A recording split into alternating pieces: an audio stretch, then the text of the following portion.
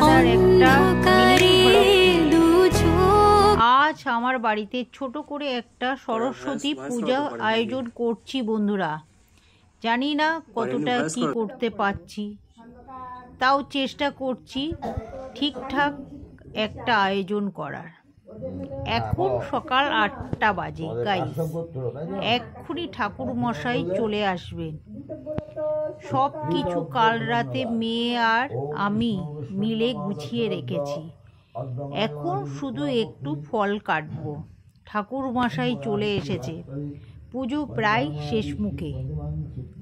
আমার মেয়ের বন্ধুরা সবাই এসেছে, তারা বই খাতা দিয়ে গেছে মায়ের পায়ে দেওয়ার জন্যে। এবার সবাইকে প্রসাদ দেব। আজ একটু শাড়ি পরলাম, সরস্বতী পুজো বলে কথা, না পড়লে হয়? এইভাবে মা থাক আমাদের সবার সাথে। আসছে বছর আবার যেন মাকে বাড়িতে তোমরা সবাই এইভাবে আমার পাশে থেকো।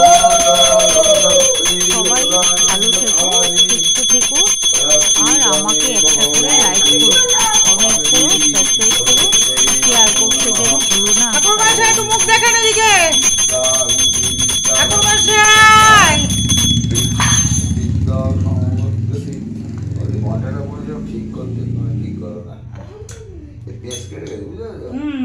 এটাকে আবার রিপেয়ারিং করলে ঠিক হয়ে যাবে।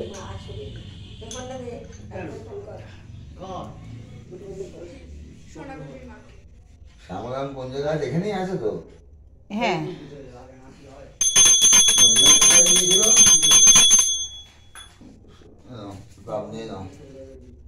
মাতা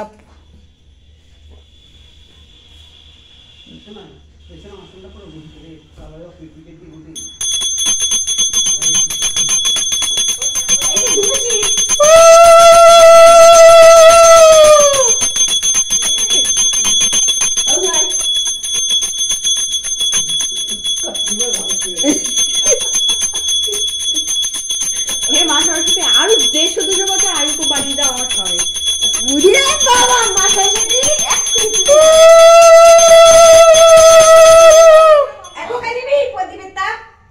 ঠাকুর বাসাটা সবসময় নাই তো ওর মানে। হ্যাঁ তাই তো। এই মস্ত আমার এই দোকানে একটু দুধ এনে না, ঠাকুর বাসার জন্য একটু চা করি। হ্যাঁ একটু ভালো করে কপি চা করে দিই ওরে।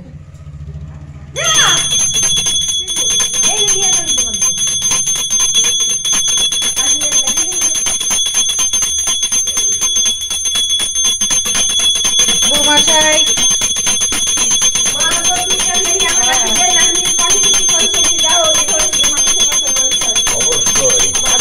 খুব ভালো করে পূজা করছে।